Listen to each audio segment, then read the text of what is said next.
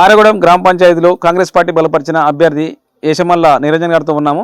అన్న నమస్తే, చెప్పండి. మీరు ఆరగూడెం గ్రామ పంచాయతీలో నిలబడి గెలిచిన తర్వాత మీరు ఆరగూడెం గ్రామ ప్రజలకి మీరు ముఖ్యంగా చేసే సంక్షేమ పథకాలు ఏమున్నాయి, అభివృద్ధి ఏం చేస్తారు? ఆరగూడెం గ్రామ ప్రజలకు నమస్కారము. నేను కాంగ్రెస్ పార్టీ నుంచి అభ్యర్థిగా పోటీ చేస్తున్నాను. ఉంగరం గుర్తున్నది. ఆరగూడెం గ్రామ ప్రజలకు ముఖ్యంగా తాగునీటి సమస్య ఒకటి ఉంది. ఇంతకుముందు ఇక్కడ మినరల్ వాటర్ ప్లాంట్ ఉండే, ప్రజెంట్ అది మూతపడిపోయింది. సో నేను గెలవగానే ఖచ్చితంగా ఫస్ట్ దాన్ని రీఓపెన్ చేయించి అందరికీ ఉచిత నీరు ఇచ్చే విధంగా, త్రాగునీరు ఇచ్చే విధంగా చేస్తాను. అన్న అదేవిధంగా మీ ఊళ్ళో ఇందిరా మిల్లులు ఇప్పుడు ఎన్ని వచ్చినాయి, ఇంకెంతమంది ఇల్లు లేని ప్రజలు ఉన్నారు? ఇప్పటివరకు అయితే ప్రజెంట్ ఒక 7-8 ఇండ్లు వచ్చినాయి. కానీ ఇంకా ఆశావాళ్ళు ఇల్లు లేని వారు ఇంకా 20-30 మంది ఉన్నారు. ఖచ్చితంగా వాళ్ళకి ఇందిరా మిల్లులు ఇప్పించి చేపించే విధంగా చేస్తాం. ఖచ్చితంగా కొత్త ఇండ్లు ఇందిరా మిల్లులు ఇప్పిస్తాం. అదేవిధంగా మీ గ్రామంలో మామూలుగా తాగునీటి సమస్యలు కాకపోతే రైతులకు అనేది బాట సమస్య చాలా మంది ఉన్నాయి డొంకలతోని. ఆ సమస్యలనే రైతులు ఏ విధంగా మీరు తీరుస్తారు? ఎక్కడైతే రైతులకి డొంక సమస్యలు ఉన్నాయో ఆ రైతులను కూర్చోబెట్టి గ్రామసభ పెట్టి అందరినీ ఒక వేదిక మీద తీసుకొచ్చి అందరినీ సముదాయించి ఆ రైతు ఏవైతే డొంక సమస్యలు ఉన్నాయో వాటిని క్లియర్ చేస్తాం. చాలా సంవత్సరాల నుంచి పెండింగ్ ఉన్నాయి, రైతులను సమన్వయపరిచి చేస్తాం. మామూలుగా వితంతులో కానీ వృద్ధాప్య పింఛన్లు కానీ చాలా వరకు రాట్లే ఆగిపోయినాయని తెలిసింది. దీనిపై మీరు ఎలాంటి చర్యలు తీసుకుంటారు? యాక్చువల్గా లాస్ట్ 10 years నుంచి ఎవరు కూడా వితంతు పెన్షన్లు కానీ మనం వృద్ధాప్య పెన్షన్లు కానీ ఇవ్వలేదు. ఖచ్చితంగా వాటిని కొత్త పెన్షన్లు పెట్టి ఎవరైతే వృద్ధాప్యులు కానీ వితంతులు కానీ ఖచ్చితంగా పెన్షన్లు ఇప్పించే ప్రయత్నం చేస్తాను 100%. అన్న సీసీ రోడ్లు వేసారు కానీ ఎక్కడ సైడ్ కాలువలు అనేవి బాలం గ్రామంలో చూడలేదు. ఆ సైడ్ కాలువలు అనేది అన్నటువంటి సమస్య ఉంది కదా, అవి ఆ సమస్యలు మీరు ఏ విధంగా తీరుస్తారు? అది మొట్టమొదటి సమస్యగా మేము గుర్తించినాము. చాలా ఏరియాలలో సీసీ రోడ్లు వేసారు కానీ వాటికి మురుగునీరు కాలువలు అయితే చేయలేదు. అది చాలా మేజర్ సమస్యగా ఉంది. ఖచ్చితంగా మేము ఎలక్షన్ అయిపోగానే గెలిచిన వెంటనే ఖచ్చితంగా మురుగునీటి సమస్యను అయితే క్లియర్ చేస్తాం. మొదటి ప్రాధాన్యతగా చేస్తారు. మామూలుగా మీరు అభివృద్ధిగా అంటే మీరు అధికారంలోకి వచ్చినాక ఇంకా మీరు ఊరు ప్రజలకి ఇంకేమైనా చేయాలనుకుంటున్నారా? అంటే ఒక లైబ్రరీ, నిరుద్యోగులు చాలా మంది ఉన్నారు, ఆ నిరుద్యోగులకు లైబ్రరీ చాలా వివరాల్లో చాలా మంది అడుగుతున్నారు. మీరు గెలిచినాక నిరుద్యోగులకు అవకాశం కల్పిస్తారా?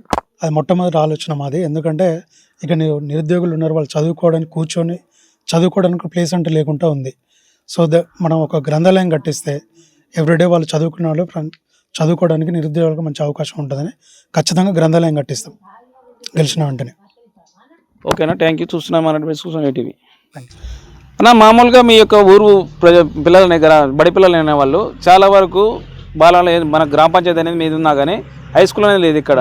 హై స్కూల్ కోసం మళ్ళీ అది బాలల గ్రామానికి నడిచి వెళ్తున్నారు కదా, అంటే దగ్గర 3 కిలోమీటర్ 2 కిలోమీటర్ డిస్టెన్స్లో నడిచి వెళ్తున్నారు. వాళ్ళకి మీరు ఏమన్నా సౌకర్యం కల్పిస్తారా?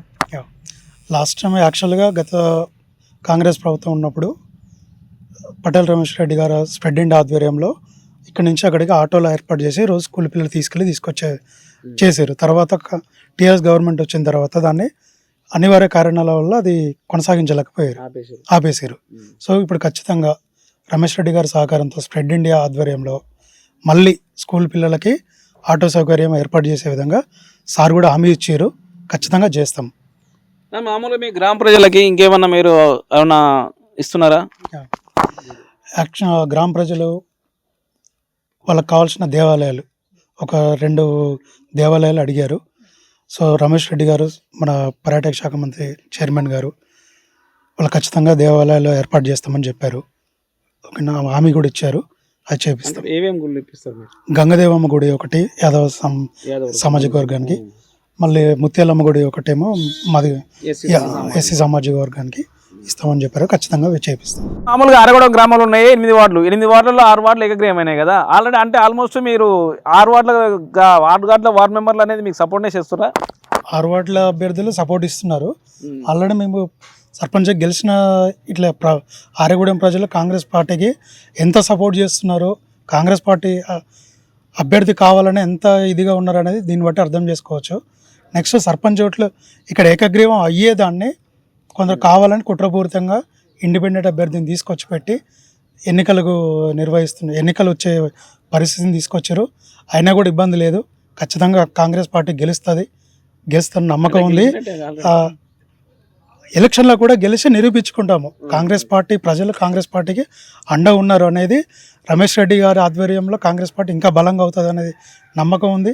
యువత కూడా అంతా కూడా కాంగ్రెస్ పార్టీ రావాలా, కాంగ్రెస్ పార్టీ ఆధ్వర్యంలో పనిచేయాలనే ఉద్దేశంతో ఉన్నారు. కాబట్టి ఇప్పుడు 6 వార్డులు యునానిమస్ అయినాయి.